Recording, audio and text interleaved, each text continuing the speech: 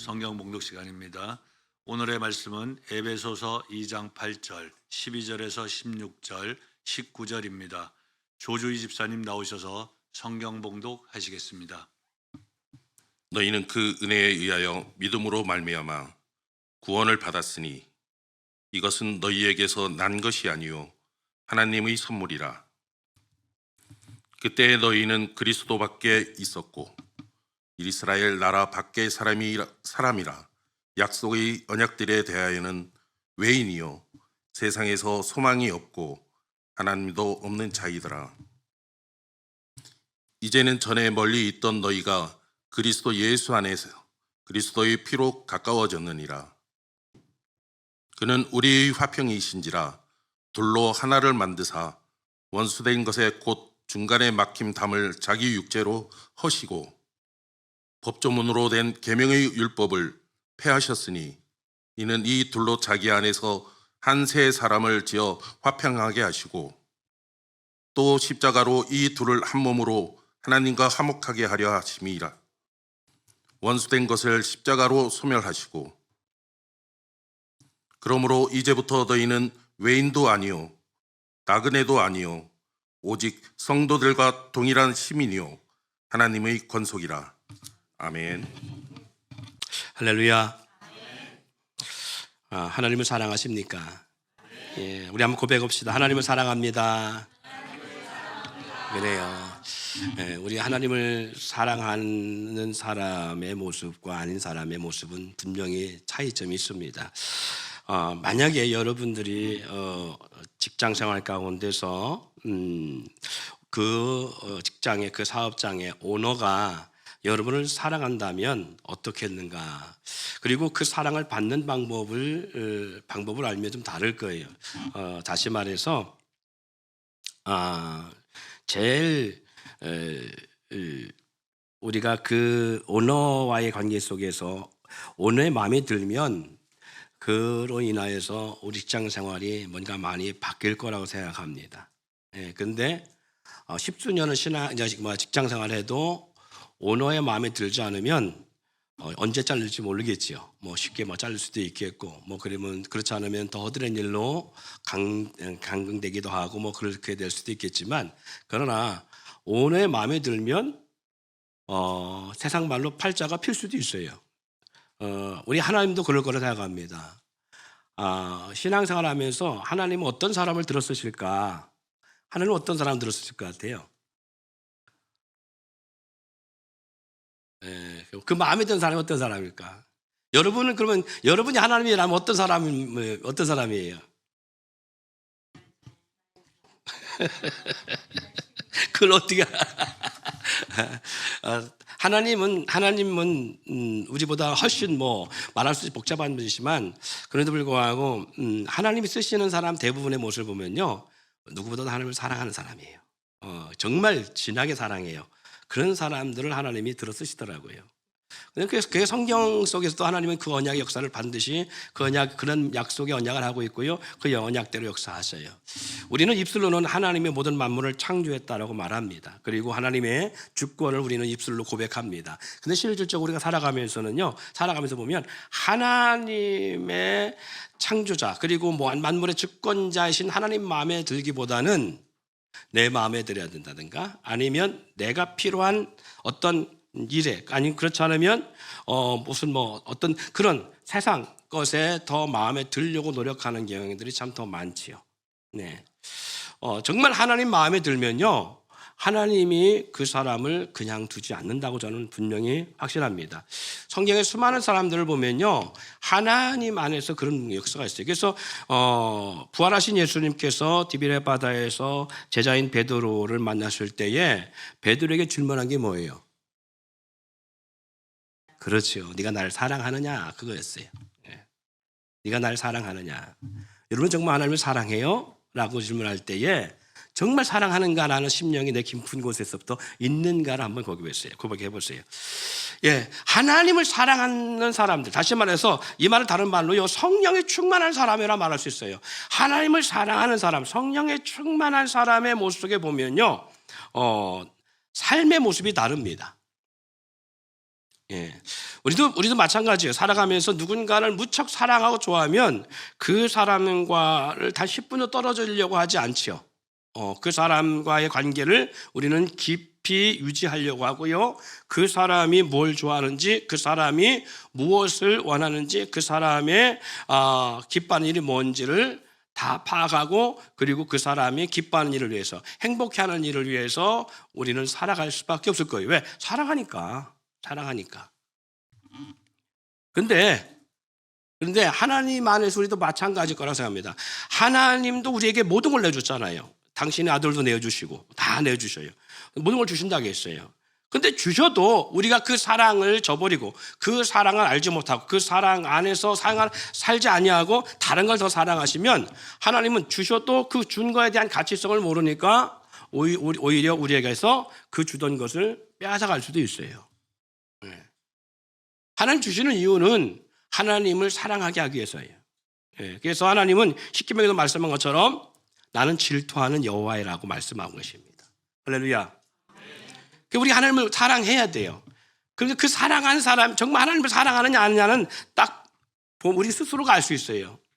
어떻게 보면 알 수 있느냐면 하나님을 사랑하는 사람들은요, 정말 하나님을 사랑하잖아요. 그리고 영적으로 이렇게 회복된 신앙이 있잖아요. 그러면 삶의 자세가 달라집니다. 그리고 삶의 모습이 달라져요. 첫 번째, 교회를 사랑합니다. 그리고 누구보다 주의 종을 사랑하고요. 그리고 지체들을 사랑할 수밖에 없어요. 왜? 그게 하나님의 사랑하는 존재니까. 하나님을 사랑하면 사랑할수록. 그래서 우리 교회도 벌써 26년 이상 이렇게 목회를 해오면서 보면 우리가 신년대에서 집회를 하거나 아니면 집회를 통해서 아니면 수련회를 통해서 성령의 충만한 시간의 역사를 딱 경험하잖아요. 그럼 그 사람 특징들이 있어요. 그렇게 났을 때 그 이후의 특징이 뭐냐면 교회 오는 걸 되게 좋아합니다. 날마다 모이는 걸 좋아하고요. 그리고 교회에서 믿는 지체들끼리 함께하는 걸 좋아하고, 그리고 시간 나면 야, 언제 교회 와? 빨리 와, 교회. 오늘 나 빨리 직장 끝나면 교회로 할 거야. 나 학교 수업 끝나면 교회로 할 테니까 교회로 와. 막 교회 라면 끓여 먹고요. 교회에서 함께 해요. 교회에서 함께 그 시간들을 즐겨요. 성도들끼리 그리고 그 전까지는 막 직장이나 아니면 뭐 사회생활 가운데 학교생활 가운데 다른 것을 막 쫓던 친구들이 은혜가 충만하고 그 안에서 정말 하나님 안에 거듭나고 막 이렇게 하나님의 성령 안에서 이렇게 취하잖아요. 그러면 놀라운 변화의 모습이 그거예요. 그 전 알고 친구들이 다 막 그 관심도 없어. 오직 교회 와서 교회에서 함께하고 교회가 우선이고 교회 일이 우선이고 집일을 하기 싫은데 교회 일이 너무 좋은 거야. 막 집일을 쌓였어도 집일을 별로 관심이 없어. 오직 교회 일이 좋아요. 막 교회 일에 함께하고 막. 그리고 모이기를 힘쓰고 그리고 날마다 함께하려고 그러고. 그리고 죄송합니다. 다른 편에서 목사님 오늘 점심 같이 식사해요. 직장 오늘 안 해. 점심을 살짝 1시간 시간 낼 수 있어요. 같이 식사해. 막 이런 모습들이 막 있어요. 그런데 성령이 식어지면 자연스럽게 이 모든 현상들이 식어집니다. 그래서 교회 오는 것이 점점 멀어지고요. 교회 일을 짐처럼 느끼고요. 그리고 목회자 얼굴 보는 게 부담스럽고요. 이 설교 시간에 1시간이 지옥같이 느껴지기도 하고요. 자, 그러면 여러분의 나의 신앙 영적 상태가 몇 도인지 대충 알 거예요. 그죠? 나의 영적 온도가 몇 도나 됐는지.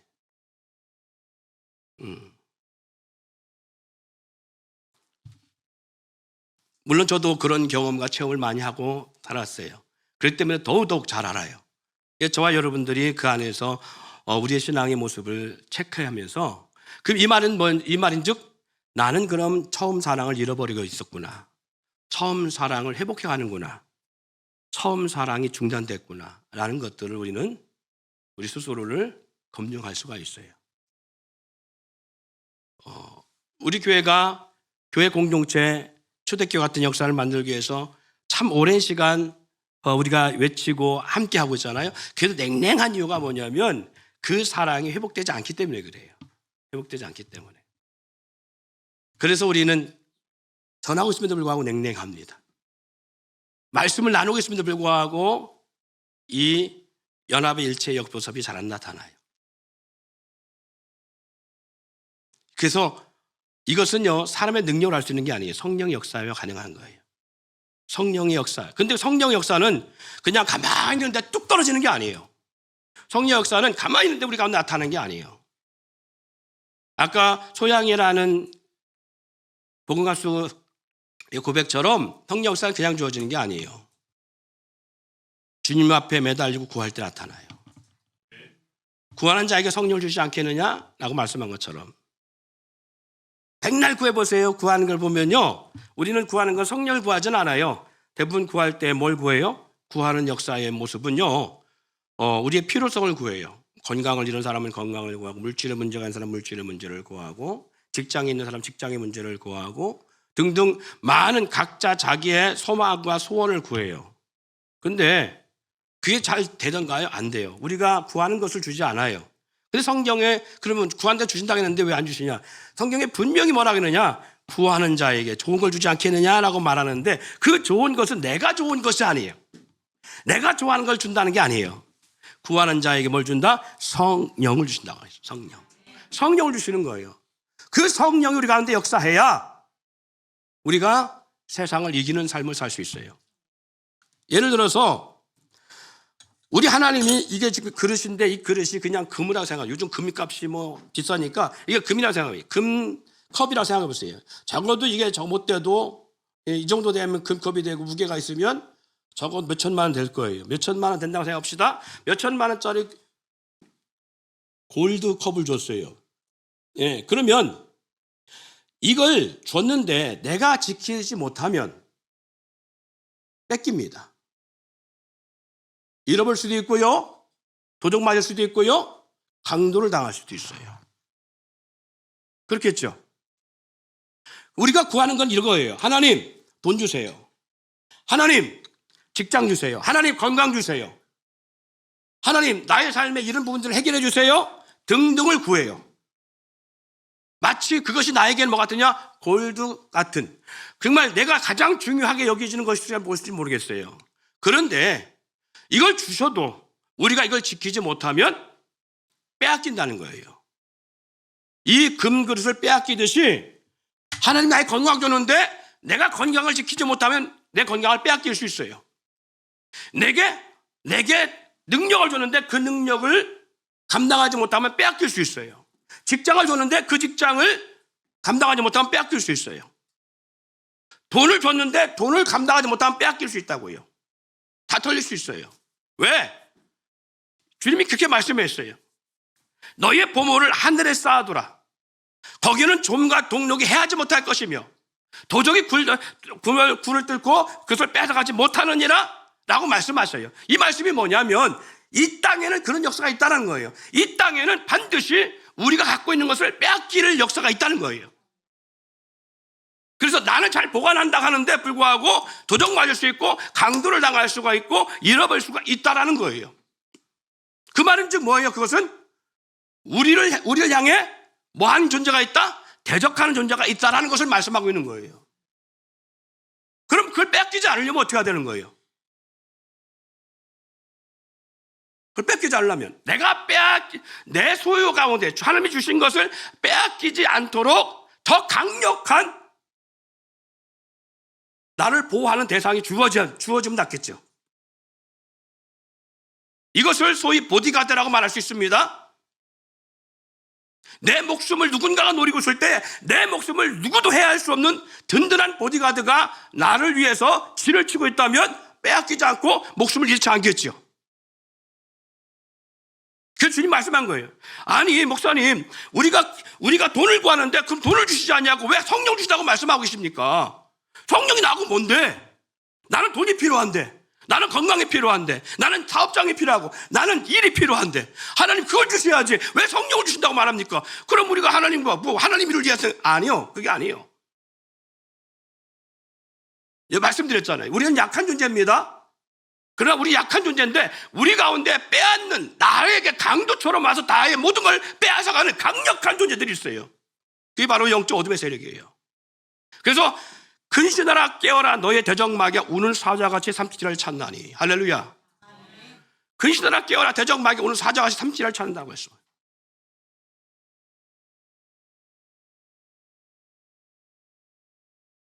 어둠의 역사는 반드시 있습니다. 사단의 역사는요, 우리를 그냥 두지 않습니다. 우리보다 훨씬 강력합니다. 마귀 역사는요, 하나님보다 두 단계가 낮은 존재예요. 성경에서 이렇게 말합니다. 하나님이 12보석으로 표현하고 있다면요, 사단은 10보석으로 만들었어요. 처음에 사단이 아니라 천사였죠. 성경에 분명히 천사를 10보석으로 단장했다고 말씀합니다.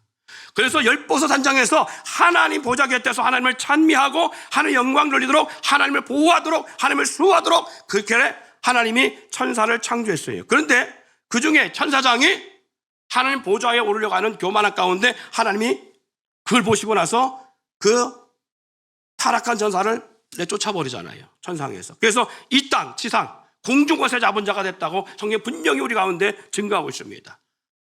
그러면 이 땅에 내어 쫓김받은 어둠의 세력이 요구하고 원하는 것이 뭘까라고 할 때에 하나님의 형상과 지음을 받은 인간들 통하여 하나님 앞에 영광 돌리는 것이 아니라 그들을 통하여 자기가 영광받고자 하는 것이 사탄의 전적 전략의 모습입니다.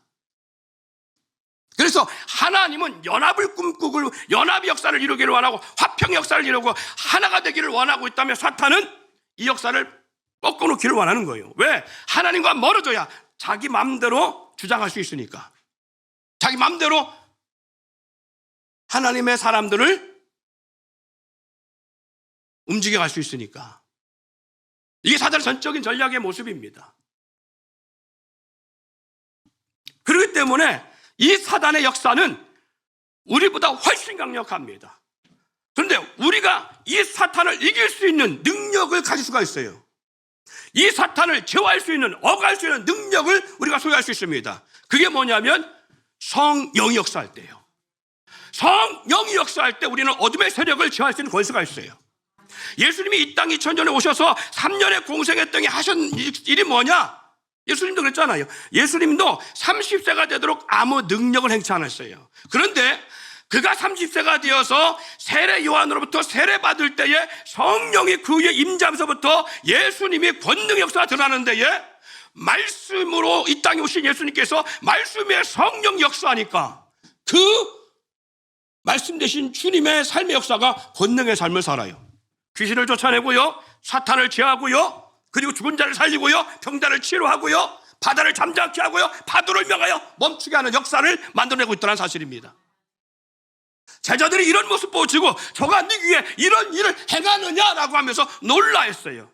우리와 함께하고 있는 저 선생 랍비가 저분이 누구길래 도대체 이런 일을 행하는가. 그런 놀라운 것은 예수님이 죽으시고 3일 만에 부활하시고 40일 동안 그들과 함께 하시다가 승천하신 이후에 예수님은 승천하시기 전에 그들 가운데 나타나 말씀하십니다. 너희는 예루살렘을 떠나지 말고 아버지 약속할 성령을 사모하고 기다리라라고 말씀합니다. 그들이 마가다란 다락방에서 전심을 모여 기도합니다. 전심으로 기도할 때 그들 가운데 성령이 놀랍도록 역사합니다. 성령이 역사하니까 이들 가운데 성령의 역사로 말미암아 담대하여 이르는데, 이전에는 예수님이 잡히시던 날 자기도 죽을까 봐 두려워서 부인하고 은삼십에 팔던 사람들, 주님을 모르다 다 떠나버렸던 자들, 이랬던 자들이 어떤 핍박과 그리고 박해 앞에서도 당당하게 주의 말씀을 전하는 담담의 역사가 나타나요. 뿐만 아니라 예수님이 행했던 이적과 기적들을 그들도 행하고 있다는 사실입니다. 놀라운 사실은요, 오합지였던 그들, 각자 사상과 생각이 다르던 그들. 그런데 놀라운 것은 이 예루살렘 교회가 성령의 역사を하니까, 아까 말씀드렸죠, 성령 역사에서 하나님을, 주님을 사랑하게 되잖아요. 그러면 나타난 현상이 있다고요. 그 현상이 뭐냐면 날마다 모이기를 힘쓰더라는 거예요. 저들 날마다 모이기를 힘쓰더라는 거예요. 그들은 일이 없었겠습니까? 그들은요, 우리하고는 다른 거예요. 신분의 격차가 너무 컸습니다. 그 당시 때는 로마의 시민권을 가진 자들과 로마의 속국으로 있던 이스라엘과의 차이점이 엄청나게 있었고요. 뿐만 아니라 그들 가운데 신분의 격차가 상당히 컸습니다. 사상과 생각이 달랐고요, 일하는 게 다 달랐습니다. 그럼에도 불구하고 저들은 놀랍도록 이 신분과 사상과 그리고 국적과 모든 걸 뛰어넘어서 날마다 모이기를 힘쓴 역사가 나타나요. 날마다 같이 했습니다. 날마다 음식을 함께 나눠 먹었습니다.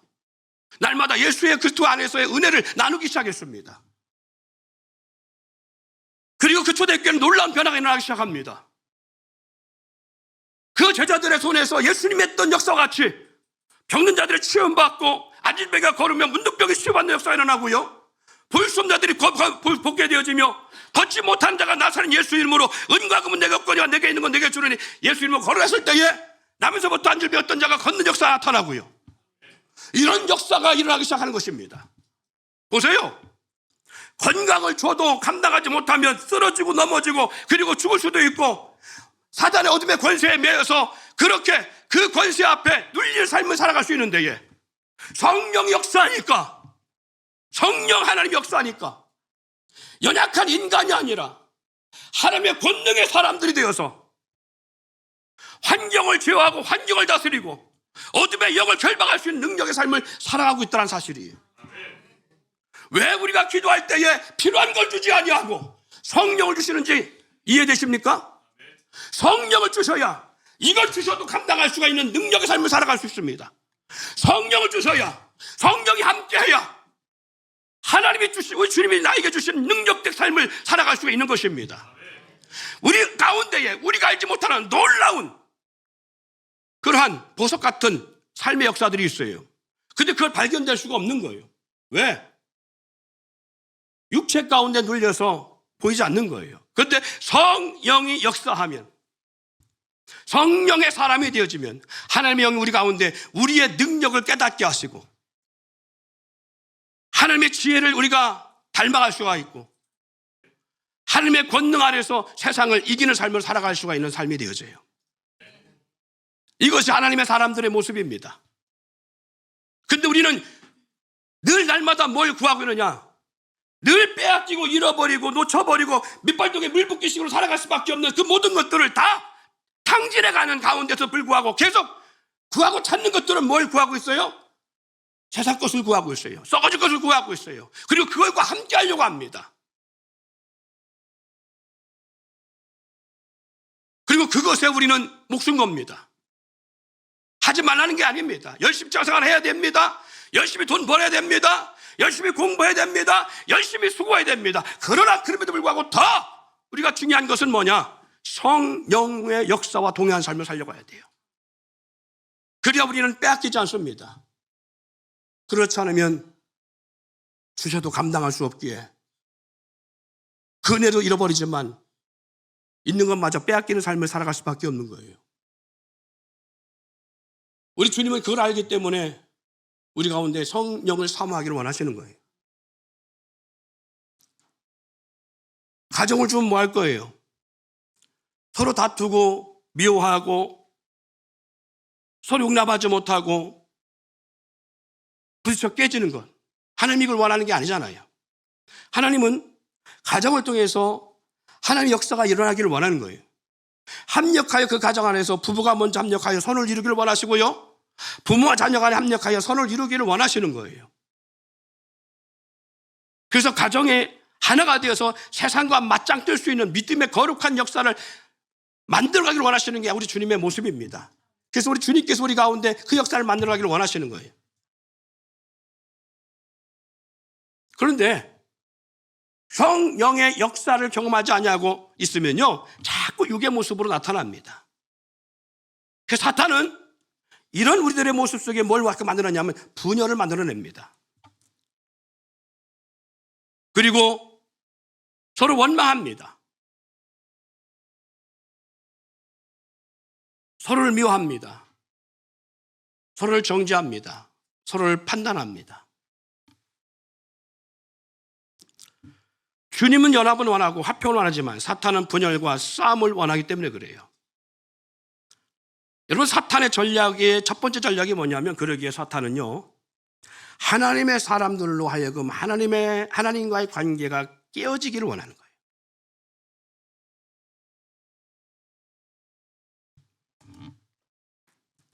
하나님 관계가 깨어져야 공격 대상으로서 가장 적절해요. 그러니까 다시 말해서 성령은 우리를 지키는 방패 같은 거예요. 하나님의 저신갑주를 입으라. 우리는 혈과 육의 싸움이 아니요 하늘의 나경도가의 싸움이라. 그러면서 뭐라고 했어요? 구원의 투구와 믿음의 방패와 성령의 검과 진리의 띠를 띠고 의의 흉배를 붙이고 싸우라고 말씀하고 있는 거예요. 그렇지 않으면 저들이 쏘는 불화살로 소멸될 수 있기 때문에. 할렐루야. 이게 바로 뭐냐면 성령의 능력의 역사입니다. 성령이 우리의 삶의 방패막이가 되어주셔야 돼요. 할렐루야. 근데 방패가 딱 사라지면 어떤 상황이 되어지는 거예요? 완전 노출되는 거잖아요. 말씀에 검을 가지라고 했잖아요. 말씀에 검이 없는데 뭘로 싸울 거예요? 싸울 수가 없는 거예요. 그러니까 무장해제가 딱 되고 나면 누구의 표적이 되느냐? 적의 표적이 되어 공격 대상이 되는 거예요. 반드시 적은요, 우리를 넘어뜨리려고 우리로 하여금 이 역사를 만들려고 합니다. 무장해제시키려고 하는 거예요. 이게 뭐냐면 하나님만과 나 사이에서 하나 된 관계를 깨뜨리는 거예요. 아담과 하와를 통해서 사단이 한 일이 그거잖아요.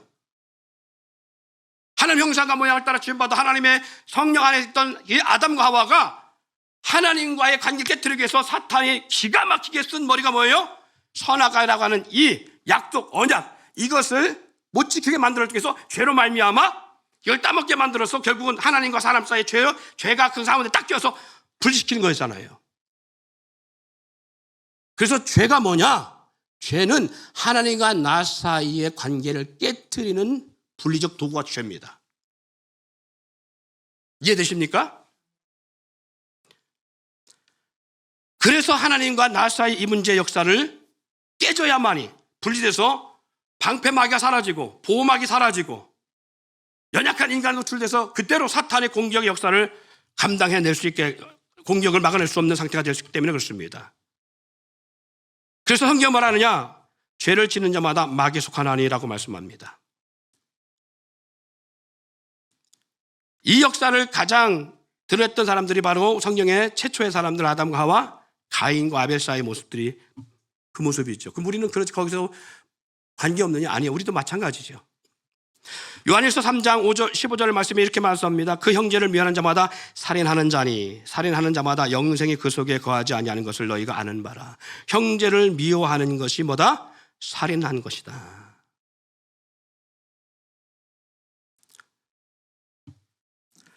이것을 가장 먼저 행했던 사람이 바로 가인이지요. 그래서 창세기 4장 7절 8절에 보면 이렇게 말합니다. 네가 선을 행하면 어찌 낯을 들지 못하겠느냐? 선을 행하지 아니하면 죄가 문에 엎드려 있느니라. 죄가 너를 원하나 너는 죄를 다스릴지니라.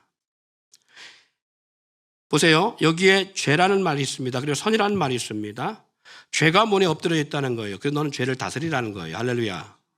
결국 그러면 오늘 8절에 보니까 이런 말씀이 있습니다. 죄를 다스리라 했는데 8절에 가인이 어떤 모습을 나타냅니까? 가인이 그 아우 아벨에게 말하고 그를 들에 있을 때에 가인이 그 아우 아벨을 쳐 죽이셨다라고 말씀합니다. 자, 죄 문제가 어떻게 가느냐? 살인으로부터 전가되는 걸 볼 수 있죠.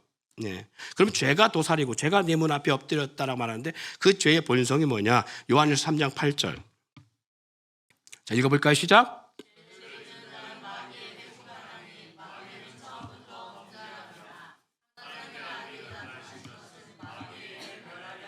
할렐루야. 그러세요. 죄를 짓는 자는 어디에 속했다고요? 그러니까 마귀의 속성은 뭐다? 죄라는 거예요. 죄. 그러니까 가인에게 하나님이 경고했습니다. 네가 선을 행하지 않으면 어찌 낯을 들지 못하겠느냐?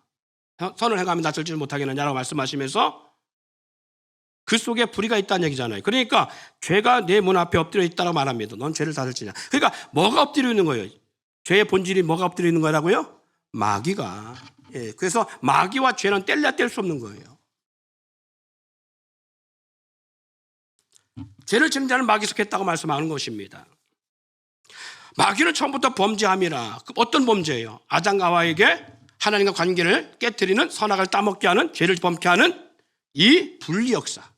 가인을 통해서 동생 아벨을 죽이게 하는 살인의 역사. 이게 처음부터 범죄한 역사의 모습의 표본들입니다. 그러니까 생각해 보세요. 죄는 결국은 분리, 하나님과 나 사이의 분리를 만들어내는 게 죄라고요. 그죠? 자, 그러면 아담과 하와에게는 선악이 그 역사를 만들어냈어요. 선악을 통해서 그 역사를 만들어냈어요. 가인에게는 동생 아벨을 미워하게 만들어서 그 역사를 만들어냈어요. 하나님과 분리되는 역사를 만들어냈어요. 그러면 우리에게 있어서의 죄는 뭘까? 우리가 있어서 죄의 문제, 죄는 뭘까?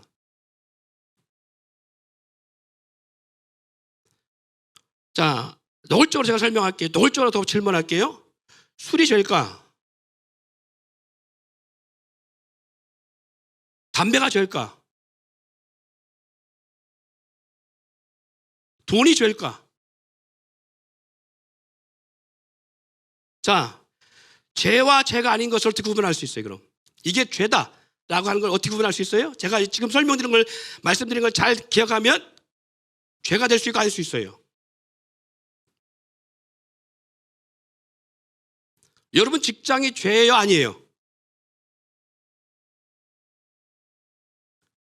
그렇죠. 여러분 가정이 죄가 될 수도 있고 아닐 수도 있어요. 그러면 어떨 때 죄가 되는 거예요? 응?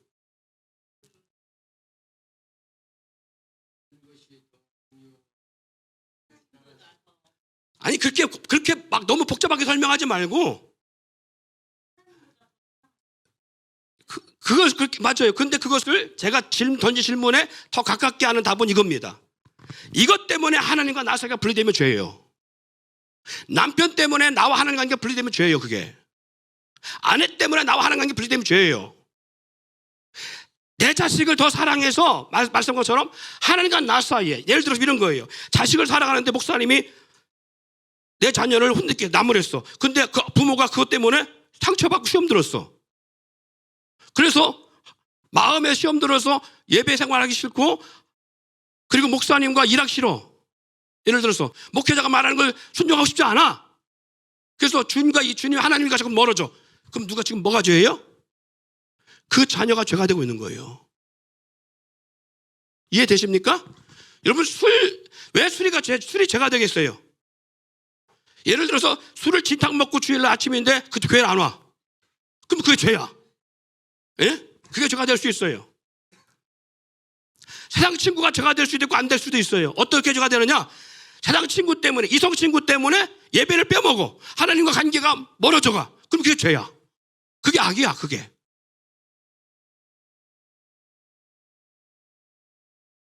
나는 그걸 잘 판별 못해요. 그래서. 그런데 언제 판별되느냐? 결과가 보면 알았어요. 가인 동생 아벨에 대해서 미워하고 있을 때 주님이 경고한 거예요. 네가 선을 행하지 않으면 어찌 선을 행하면 어찌 낯을 들지 못하겠느냐. 그러니까 누가 알고 있는 거예요? 지금 가인이 알고 있는 거예요. 그 마음속에 동생에 대한 미움, 원망, 그리고 복수, 이런 거에 대한 이게 뭐가 있는 거예요. 알고 있는 거예요. 그래서 주님 말씀한 거예요. 죄가 네 문 앞에 엎드려 있는 넌 죄를 다스릴지니라 라고 말한 거예요. 하나님보다 더 사랑한 게 딱 있잖아요. 그러면 사탄은 그걸 통해서 우리 가운데 뭐하게 만든다? 하나님 관계를 깨트리는 역사를 만들어낸 거예요.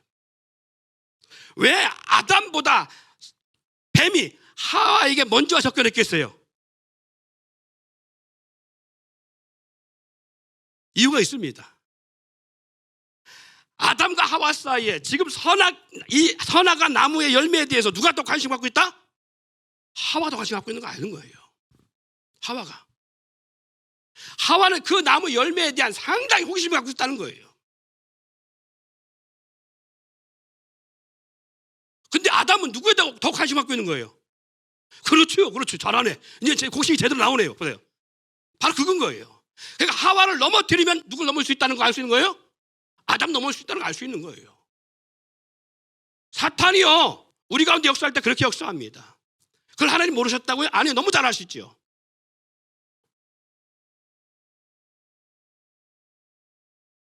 그래서 우리가 하나님이 직장 주세요 그러는데 직장 줄 수 있어요. 근데 직장보다 더 중요한 성령을 우리 가운데 주시려고 하시는 이유가 바로 여기 있어요.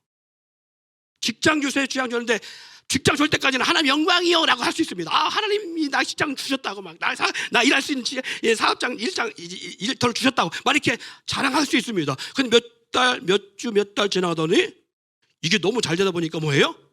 교회도 안 오고 예배 생활도 안 하고 교회 등한시하고 이렇게 돼. 그러면 그 직장이 축복된 직장이 저주 직장이에요. 그렇죠. 선악을 주신 이유는 바로 이런 부분인 거예요. 하나님보다 더 사랑하느냐 안 하는가, 그걸 보시려고 하신 거예요. 우리 마찬가지입니다. 사탄은 그래서요, 사탄은 하나님과 나 사이가 분리가 되어져야 사탄이 얼마든지 공격하며 들어올 수 있어요. 그래서 사탄은 하는 첫 번째 목적이 뭐냐? 나와 하나님 사이의 관계를 깨트리는 거예요. 분열시키는 거예요. 그래서 점점 하나님보다 더 싼 것을 좋아하게 만들고, 더 사랑하게 만들고, 더 애착하게 만들고, 더 의지하게 만들고, 거기에 더 마음을 쏟게 만들어요. 그 분리가 돼야 되니까. 이것이 분리가 되면 나타나는 현상이 있습니다. 그 다음에 하나님과 멀어지면 나타나는 현상이 뭐냐? 그 현상이 뭐냐? 사람과 사람 사이에 분열이 오기 시작합니다. 분열. 자, 성경 한번 볼까요? 누가복음 6장 35절.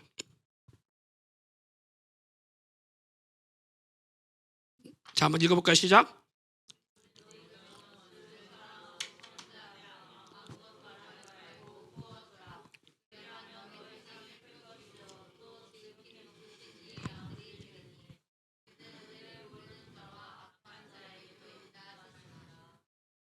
예. 사탄은요, 우리 가운데 하나님 관계 깨뜨리고 나잖아요. 그러면 우리 가운데 자연스러로 나타나는 게 뭐냐면 결국 하나님의 인품과 성품에서 멀어져 가요. 하나님의 인격에서 점점 멀어져 갑니다. 하나님 마음에 점점 멀어집니다. 그러면서 우리 가운데 주어지는 게 뭐냐면 사람과 사람 사이에서 속에서 욕심이 생기기 시작합니다. 그래서 내 중심으로 바뀌어집니다. 내 중심으로 바뀌면서 모든 걸 나한테 맞추려고 그래요. 그리고 나에게 안 맞는다 그러면 적을 만듭니다. 원망합니다. 불평합니다. 그리고 원수를 만듭니다. 스스로가. 미워하게 하고요, 용서하지 못하게 하고요, 품지 못하게 하고 정죄하게 하고요, 사람 사이에 미워하고 원수가 되게 하는 역사를 만들어내요. 그래야만이 비로소 사탄이 자기들의 생각과 뜻을 우리 가운데 주입시키고 그대로 만들어갈 수 있기 때문에 그렇습니다. 여기 본문 가운데 그랬잖아요. 그래서 우리 가운데 하시는 말씀이 너희는 원수를 사랑하고 선대하라 라고 말씀하고 있는 거예요. 아무것도 바라보지 말고 꾸어주라. 이게 안 돼요. 근데 성령이 충만한 가운데 있으면 이게 됩니다. 근데 성령이 충만하지 않으면 이게 안 돼서 자꾸 계산되어지는 거예요. 꾸어주기까지 해줍니다. 예수 안에서 들은 게 있기 때문에 꾸어주기까지 합니다. 꾸어주고 나서 원망하고 정죄하고 판단하고 비호하고 시작합니다. 분열합니다. 이 역사가 주어지는 거예요. 반드시. 근데 우리가 꾸어주되 뭐 하지 말라고 했었죠. 지금 본문에서는 꾸어주되 바라지 말라고까지 하고 있습니다. 그래서 교회에서는요, 성령이 충만하지 않던 교회 공동체는 반드시 해야 될 일이 있어요. 그게 뭐냐면 절대 돈 꾸어주면 안 돼요. 돈 꾸어주면 돈 잃고 사람 잃어요. 꾸어주는 거 아니에요. 뭐라고 했어요? 어떻게 하라고 했어요? 지금 본문 속에? 주라는 거예요. 그냥 주라는 거예요. 줄 수 있을 만큼 있으면 주라는 거예요. 꾸어주면 그때부터 문제가 되어집니다. 그때부터 뭐 그 안에 누가 개입하고 있는 거예요? 사탄이 개입해서 역사해요. 마귀가 개입해서 그 가운데서 계속 우리 속에 뭘 생각하게 만들어요? 미천상하게 만드는 거예요.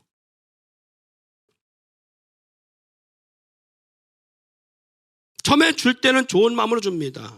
다른 말로 해볼까요? 이성 친구 처음에 사귈 때는 좋은 마음으로 사깁니다. 다시 말해서 직장도 좋은 마음으로 취직합니다. 사업장도 좋은 마음으로 사업 시작합니다. 그런데 점점 변질되어 간다니까요. 우리 속에 좋은 마음으로 꿔주지만 그런데 어느 순간 돌려받지 못하면 우리 마음속에 좋은 마음이 안 들어간다는 거예요. 그때부터는 원망, 불평, 정죄 판단이 생겨야 돼 있어요.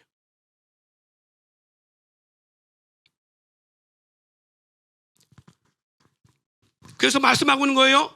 원수일지라도 뭐 하라는 거예요? 선대하며 바라지 말고 구워주라. 그래야 너희 상이 크다라고 말하고 있는 거예요. 자, 6장 37절 38절 자, 읽어봅시다. 시작. 비판하지 말라. 그리하면 너희가 비판을 받지 않을 것이요. 정죄하지 말라. 그리하면 너희가 정죄를 받지 않을 것이요. 용서하라. 그러면 너희가 용서를 받을 것이요. 주라. 그리하면 너희에게 줄 것이니 곧 후히되어 누르고 흔들어 넘치도록 하여 너희에게 안겨주리라. 너희가 헤아리는 그 헤아림으로 너희도 헤아림을 도로 받을 것이니라. 할렐루야. 예. 준 자에게 뭐가 있다? 하나님께 반드시 채워주시는 역사가 있다라는 거예요. 누구로부터? 그 사람으로부터가 아니라, 그 상대로부터가 아니라 하나님으로부터. 하나님이 어떤 방법이든 하나님이 채워주신다는 거예요. 근데 이게 안 되면 이것 때문에 온 마음에 갈등이 생기고 원망이 생기고 분열이 생기게 돼 있어요. 그런데 우리는 그것이 전적으로 사탄이 마치 가인을 통하여 공격해 들어와서 그 마음의 문을 열고 공격해 들어와서 역사하는 것처럼 사탄이 지금 나를 그걸 공격 삼아 그것을 매개 삼아서 나를 공격한다라고 생각하지 않아요. 사탄이 그걸 통해서 나에게 공격해 들어온다고 생각하지 않는단 말이에요. 그러나 꼭 기억하세요. 우리 하나님께서 가인에게 경고한 것처럼 죄가 내 문 앞에 엎드려 있느니라. 너는 죄를 다스릴지니라 하는 경고를 하고 있다는 걸 그거에 대해서 잊지 않기를 바랍니다. 네. 무엇을 하든지 우리 마음속에 하나님보다 더 사랑하고자 하는 마음이 주어지고 있다면 하나님이 지금 가인에게 하고 있듯이 경고를 하고 있는 거예요. 우리 가운데. 그런데 우리는 그것을 사탄이 마귀가 나를 공격한다고 생각하지 않아요. 그래서 자꾸 뭘 생각하냐면 그 사람과 나의 문제라고 생각하는 거예요. 그 사람과 나의 문제라고 생각하는 거예요. 그래서 우리는 그 사람과 나와 피를 보도록 싸우죠. 원수가 되지죠. 용서를 안 하지요. 원망하지요. 그리고 판단하지요. 그 사람을 용납하지 않습니다. 미워하고 정죄하고 판단 다 하지요. 여러분 성경에서요 이것을 멋지게 이긴 사람이 있어요. 그래서 하나님의 영광을 드러낸 사람이 있습니다. 우리가 그런 삶을 살아야 돼요. 그 한 사람이 누구냐면 바로 한나입니다. 분인나는 한나를 너무 사랑했습니다. 열아들 못지 않도록 사랑했습니다. 분인나가 아니라 엘가나는 죄송합니다. 또 헷갈렸어요. 엘가나는 그렇게 사랑했습니다. 남편으로 그렇게 사랑받음에도 불구하고요 남편으로 인하여 자녀를 갖지 못합니다. 그런데 첩으로 들어왔던 분인나는요 자기 남편 사랑만 자기를 사랑해주는 또 내가 사랑하는 그 남편으로 말미암아 자식을 갖게 되어집니다. 이 갖게 된 분인나가 그 사랑 내가 받아야 될 사랑 나는 자식까지 낳아줬는데도 불구하고 자기의 남편인 엘가나가 자기보다 원부인인 한나를 더 사랑하니까 마음에 분노가 생기고 미움이 생기고 원망이 생기겠지요. 그러니까 한나에게 가서 자꾸 마음에 분노를 일으키게 만듭니다. 이름은 참 잘 지어야 사람 분나게 한다고 분이 나는지 모르겠지만 하여튼 이 이름은 잘 지어야 되는 것 같아요. 하여튼 한나에 가서 자꾸 분을 일으키는 거예요. 한나가 그걸 들을 때마다 얼마나 마음이 속상했겠어요. 그러면 보편적인 인간, 보편적인 아내들 어떻게 하겠어? 그렇죠. 엘가나 쫓아가갖고 엘가나한테 막 모든 원망 화살 다 쏟아붓겠지. 그것만 했겠어? 에? 우리 민기 같으면 뭐라나? 분인나 머리끄댕이 잡고 싸울라나? 어떻게 했어요? 막 머리끄댕이 잡고 너 불었으면 막 니은 막 해가면서 막 했겠죠. 그죠? 얼마나 싸웠겠어요. 근데 이게 뭐라고? 우리는 혈과 육에 대한 싸움이 아니라고요. 근데 우리는 그렇게 싸우고 있다는 얘기죠. 혈과 육의 싸움을 싸웁니다. 그래서 누구와 원수가 되어지고 분인나 원수가 되어지고 엘가나 원수가 되어지고 모든 대상가 원수가 되고 남편 미우니까 누구까지 미워지고 시댁도 미워지고 다 미워지는 거야. 다. 이게 누구의 전략이라고? 사탄의 전략이라고요. 그런데 한나는 그렇게 하지 않았다는 겁니다. 한나는 하나님 앞에 갔습니다. 하나님의 전에 무릎 꿇고 기도합니다. 그리고 하나님 앞에 모든 걸 쏟아냈습니다. 하나님, 이 문제를 해결해 주시옵소서. 내 마음이 원통하오니 하나님 해결해 주시길 원합니다. 나에게도 자식을 주시길 원합니다. 하나님, 내 태물을 내려주시길 원합니다. 하나님이 아니면 내가 감당할 수 없사오니 하나님 해결해 주시길 원합니다. 가인이 그랬더라면, 사울 왕이 그랬더라면, 그들이 그 저주의 역사 속에 죄에 매여서 죄에 속한 자는 마귀에 속한 아는 것처럼 마귀에 속하지 않았을 거예요. 우리도 마찬가지입니다. 우리가 문제가 터지면 우리는 사랑과 씨름하려고 합니다. 누구와 씨름해야 되는 거예요? 하나님 앞에 엎드려야 됩니다. 사람과 사람의 싸움이 아니라 하나님 앞에 무릎 꿇고 하나님으로부터 문제를 해결을 얻어야 됩니다. 한나가 그래서 승리자가 된 거예요. 그래서 하나님은 한나를 통해서 사무엘이라는 존귀한 아들을 주셨고 한 세대를 바꾸는 역사를 만들어냅니다. 분열됐던 나라, 서로 족속과 족속끼리 분열됐던 그 나라,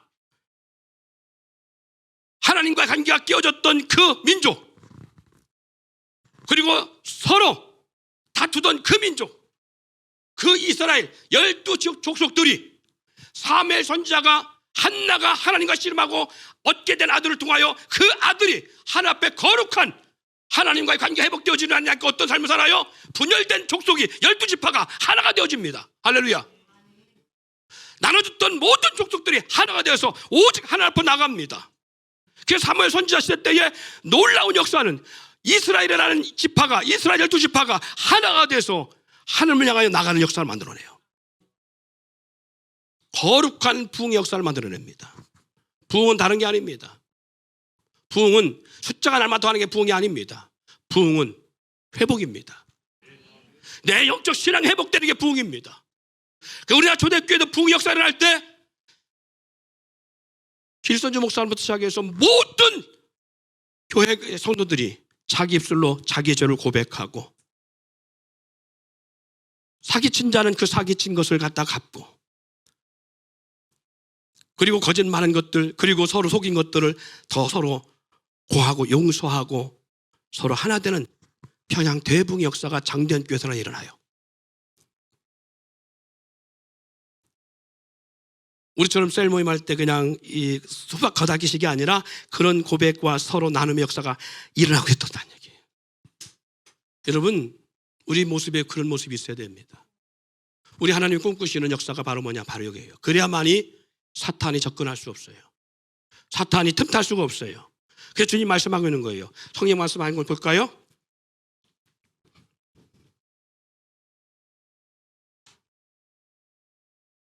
에베소 4장 26절 11절 말씀. 자, 읽어볼까요? 시작. 에베소 4장 26절 11절 시작. 불을 내어도 죄를 짓지 말며 해가 지도록 불을 품지 말고 마귀에게 틈을 주지 말라. 할렐루야. 그래서 그런 거예요. 불을 낼 수 있습니다. 그러나 해지기 전에 풀으라는 거예요. 왜? 마귀의 틈을 줄 수 있으니까. 자, 고린도전서 7장 5절. 고전 7장 5절 시작. 서로 분방하지 말라. 다만 기도할 틈을 얻기 위하여 협의상 얼마 동안만 하되 다시 합치라. 이는 너희가 절제 못함으로 말미암아 사탄이 너희를 시험하지 못하게 하려 함이라.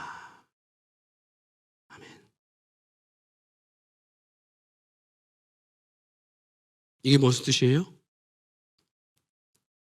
몸이 나눠져 있으면 마음도 서로 멀어질 수 있다라는 것과 연관성이 있습니다. 분방하지 말라라고 하는 것은 물론 서로 잠을 함께 자라 그것만 강조하는 의미는 아니에요.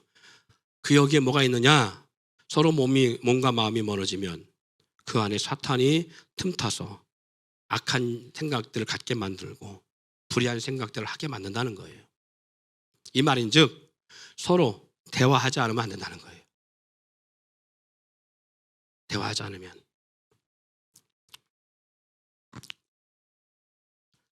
그래서 우리로 하여금 뭘 원하고 있느냐? 그래서 우리 주님께서는 원수까지 사랑하라고 말씀하시며 사랑을 요구하고 있는 거예요. 사랑은 어떤 능력이 있다? 사랑은 이 모든 것들을 이겨낼 수 있는 능력이 있다라는 거예요. 할렐루야.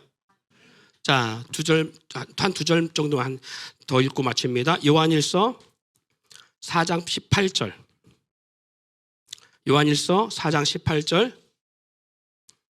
자, 한번 읽습니다. 시작. 사랑 안에 두려움이 없고 온전한 사랑이 두려움을 내쫓나니 두려움에는 형벌이 있음이라. 네, 거기까지만 봅시다. 자, 사랑 안에 두려움이 없고, 자, 그러면 사랑과 두려움의 차이는 뭐냐? 사랑은 결국 주님의 은혜와 사랑을 거의 안에 담고 있는데요. 우리가 사랑하는 육신적 그 사랑을 넘어선 사랑을 말하는 겁니다. 사랑은 두려움이 없고 온전한 사랑이 두려움을 내쫓나니. 그럼 이 두려움이 뭘까? 두려움은. 자, 두려움이 뭘까? 요한계시록 21장 8절.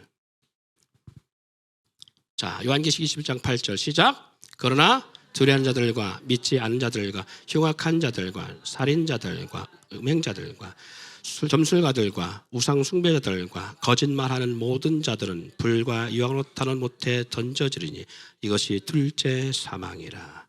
8가지 죄악이 있지요. 8가지 죄악 가운데 첫 번째 뭐가 죄가 있다? 두려워하는 자가 있다라는 거예요. 두려워하는 것. 하나님의 사랑이 우리 가운데 있으면 두려울 게 없어요. 근데 하나님의 사랑이 없으면 두려움이 옵니다. 이 두려움 때문에 우리는 뭐 하는 거예요? 믿지 못하는 거예요. 상대를 신뢰하지 못하고 하나님이 행하실 것에 대한 믿음의 신뢰가 깨어져서 안 되는 거예요. 이 두려움의 역사는 결국 누구로부터 오느냐? 어둠의 세력부터 오고 있다는 사실을 알 수 있는 거예요. 이전까지 모든 죄가 사탄으로부터 오는, 어둠의 세력부터 오는 것들이거든요. 어둠의 세력부터 오는 거예요. 그래서 반드시 뭐가 있다? 그에 따른 형벌이 있다라는 거예요. 형벌. 그럼 내가 두려워할 수 있지. 제가 보세요. 여러분, 이스라엘 백성들이 홍해 앞에 이르렀을 때에 뒤에는 애굽의 군대가 벌떼처럼 쫓아옵니다. 그들을 잡아 죽이려고. 홍해 바다가에서 해변가에 비하류 해변가에 서서 그들이 뭐 했어요? 밤새도록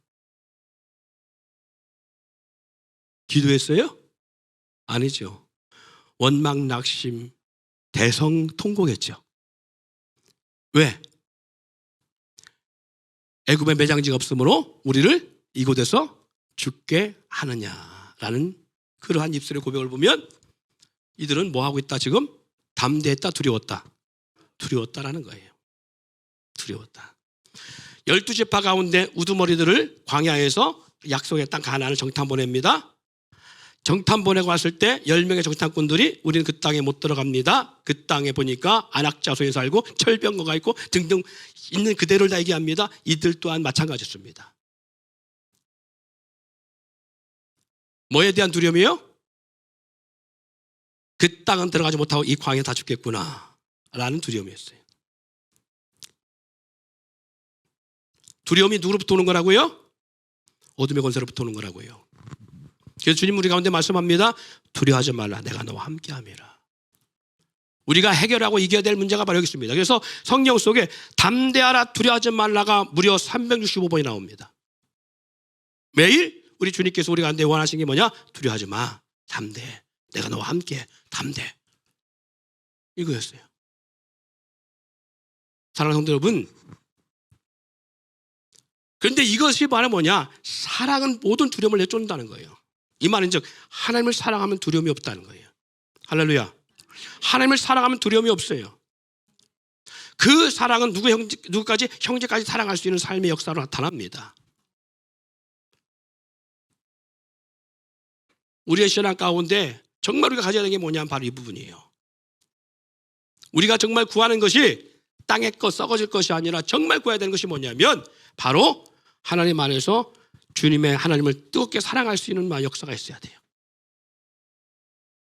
그럴 때 우리는 또 형제를 사랑할 수 있는 역사가 있고요. 그럴 때 우리는 세상을 이기는 담대한 역사가 주어지는 역사를 볼 수 있습니다.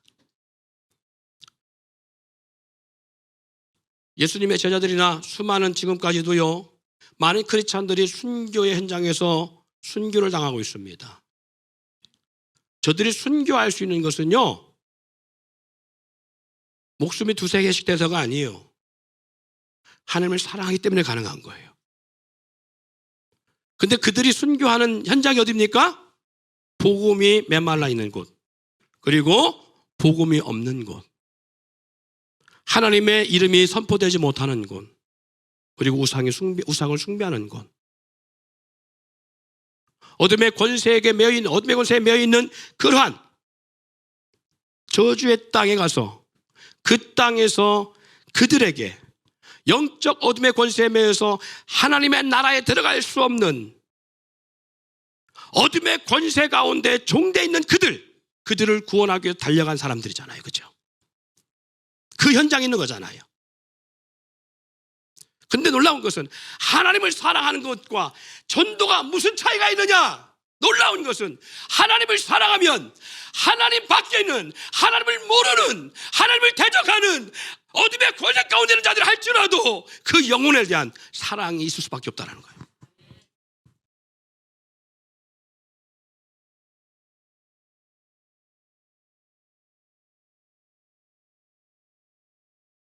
하나님을 사랑하는데 사람을 안 사랑해요? 그건 새빨간 거짓말이에요. 하나님 사랑하는 하지 않는 거예요. 하나님을 사랑하는데 아내를 안 사랑해요? 그것도 거짓말이에요. 하나님을 사랑하는 남편을 안 사랑해요? 그것도 거짓말이에요.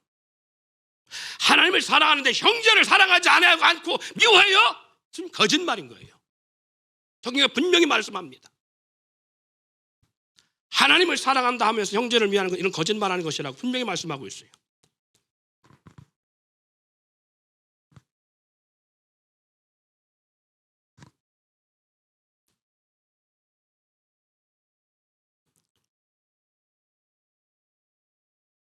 그래서 말씀한 거예요. 형제를 미워하는 자마다 살인하는 자라고. 그 속에 영생이 없다라고 말씀하고 있는 거예요. 사랑하는 성도 여러분, 사탄은 우리 가운데 하나님 관계를 깨치고 나서 두 번째 전략이 뭐냐? 사람과 사람 사이 미워하게 만들고, 사람과 사람 사이 대적하게 만들고, 사람과 사람 사이 원망하게 만들고, 사람과 사람 사이 분노하게 만들고, 그리고 그분을 품지 못하게 만들고, 그 원한을 풀지 못하게 만드는 거예요. 그래야만이 어떤 역사가 있다? 그래야만이 자기가 그 인생들을 장악하고 그들을 통하여 자기가 영향받고 자기가 원하는 삶을 살아가게 만들 수 있으니까.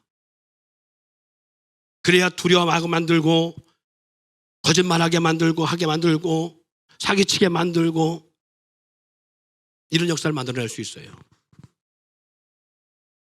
그래야 그 인생들로 말미암아 자기가 원하는 대로 그 인생을 쥐고 영광받을 수 있게 되는 거예요. 사단의 전략이 여기까지 왔다? 그럼 그 사람한테서 뭘 뺏어가느냐? 그 사람한테 모든 환경을 뺏어가요. 여러분, 이건 믿지 않는 사람들 향해 말하는 거 아니에요? 믿는 사람들의 단계입니다. 믿는 사람 중에서 뭘 뺏어가느냐? 그 다음 뺏어가는 게 뭐냐면 모든 환경을 뺏어가요. 그래서 망하게 되는 거예요. 그래서 안 되게 되는 거예요. 환경이 극난해지는 거예요. 이게 성경에서 이미 답이 있습니다. 아담과 하와를 통해서 하나님과 멀어지게 만들고 형제 사이에서 원수가 돼서 죽게 만들고 나타나는 현상이 뭔지 아십니까? 아담과 하와가 하나님과 멀어졌을 때 나타난 현상, 아내와 부부 사이에 서로 원망하고 정죄하게 만들었어요. 그다음 나타난 현상, 땅이 효력을 잃고서 뭘 내지 못했다? 가시덩키와 엉겅퀴를 내고 아담이 땀을 흘려야 비로소 식물을 먹게 되는 환경에 처참함이 옵니다. 그 다음에 가인과 아벨 사이에 가인이 아벨을 죽이는 역사 이후에 땅이 아벨의 피를 받은 후에 어떤 역사를 만들어내고 있다? 땅이 더욱 저주받아 더 이상 효력을 내지 아니하는데, 아무리 심고 아무리 땀을 흘리고 아무리 노력해도 땅에서 거둘 것이 없어요.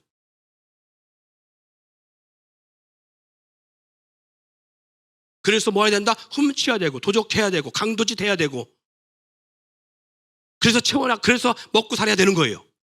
이게 사단의 전략입니다.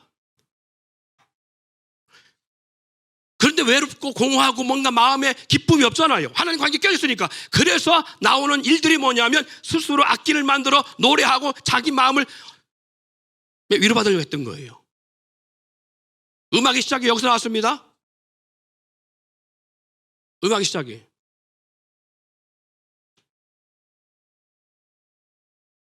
그런데도 불구하고요, 하나님이 아닌 사탄 가운데 예수 믿자 구원받지 못한 사람 가운데도 되는 사람이 있어요. 이 말은 된다는 얘기는 땅에서 물질적인 역사를 쥐고 있는 사람들이 있었어요. 있을 수 있어요. 사업의 역사를 쥐고 있는 사람이 있을 수 있어요. 많습니다. 여러분, 우리나라 대기업들, 그들이 새로운 사업장을 낼 때 뭐 한 줄 아세요? 돼지 머리 넣고 고사지 냅니다. 비행기 새로 들여오면 하는 짓이 그겁니다. 자동차, 외제차, 수입차 몇 억짜리 들여놓고 하는 게 뭔지 압니까? 북어대가리 걸고 고사지 냅니다. 그렇죠? 이게 뭐예요? 이미 그들은 뭘 섬기고 있다? 그래요. 그래서 사단이 예수님에게 그렇게 시험해 왔어요. 우리 가운데도 얼마든지 그렇게 올 수 있습니다. 예수님에게 뭐를 시험했어요? 천하 만국을 보이며 이것은 내게 넘겨준 것이므로 내가 원하는 자에게 주는데 어떤 자에게 준다? 나를 경배하고 나한테 전하는 자에게 준다라고 말하고 있는 거예요. 왜? 이 세상 공중권세 잡은 어둠의 세력이기 때문에. 주님 오시는 그날까지는 사탄이 반드시 이 짓으로 우리를 미혹합니다. 세상에서 물질을 누리고 있는 거요? 그거 별로 좋아할 일 아닙니다. 믿음 안에서 물질을 누려야 돼요. 믿는 사람들은 물질을 누려도 염려 없는 물질을 누리게 만드시는데 믿지 않는 자들에게는 물질을 누려도 근심 걱정하게 하는 물질이 누리게 해요. 그 안에 뭐가 없느냐? 그 안에 평안이 없어요. 그래서 공허합니다. 가인의 후예가 그랬듯이 공허해집니다. 할렐루야. 사랑하는 성도 여러분, 그래서 사탄의 전략은요, 물질이라는 세상의 성공이라는 세상의 것이라는 썩어질 것을 우리를 통해 미혹해서 우리 알고 그것이 이 세상 그 무엇보다도 우리 하나님보다 더 좋게 여기게 만들어서 그걸 우리 미혹하고 우리를 넘어뜨리려고 믿게 잡고 있어요. 예수님은 그랬죠. 그래서 사탄아 물러가라. 오직 하나님만 경외하게 할지어다. 사랑하는 성도 여러분, 이게 사탄의 전략이에요. 그래서 우리가 반드시 이겨내야 되는 게 뭐냐면 첫 번째, 하나님 관계 회복해야 돼요. 두 번째, 사랑 관계 회복돼야 됩니다. 우리 마음속에서 우리 가운데 엉겨있는 그 마음이 회복되지 않으면 안 됩니다. 그래서 우리 공동체가 하나 되려 하는 이유가 바로 여기 있고요. 사탄은 우리 공동체를 어떻게든 무너뜨리려 하는 이유가 바로 여기 있어요. 연합의 역사를 깨트리려고 하는 역사. 그래서 우리 교회가 제일 안 되는 게 바로 뭐냐? 이 연합이 제일 안 돼요. 같은 마음 같은 뜻 안 돼요. 왜? 그것 되면 지들이 설 곳이 없으니까. 그것 되면 우리 대전 백석교선들이 복받는 역사가 주어지니까. 그것 되면 형통의 역사가 무언가가 나타나니까. 사탄이 설 곳이 없어지니까. 그래서 사탄은 우리 가운데 어떻게 하든지 교회를 무너뜨리려고 어떻게 하든지 공동체를 파괴하려고 하는 역사가 있습니다.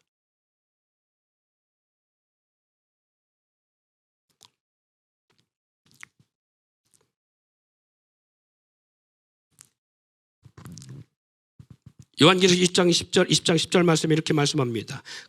또 그들을 미혹하는 마귀가 불과 유황 못에 던져지리니 거기는 그 짐승과 거짓 선지자도 있어 새토록 밤낮 괴로움을 받으리라. 주님 오시는 그날에 반드시 이런 역사가 있습니다. 이 땅에 우리가 살아가면서 우리 영적 싸움에 승리하기를 소망합니다. 여러분 가정이 정말 회복되기를 원합니다. 우리의 삶이 형통한 삶이 되기를 원합니다. 이왕이면 요셉처럼 형들과의 관계가 분홍 터질 일이고 원망할 만한 일이어도 요셉은 그 형제를 원망하지 아니한 이유는 내가 그 원망하는 순간 사탄은 나를 넘어뜨릴 수 있다는 걸 알기 때문에 요셉은 형들을 원망하지 아니하고 그들을 용납하고 용서하고 그리고 그들을 품게 된 역사가 있는지 몰라요. 우리의 씨름은 혈과 육에 대한 싸움이 아니라 하늘은 악의 영들과의 싸움입니다. 근신하여 깨어있기를 소망합니다.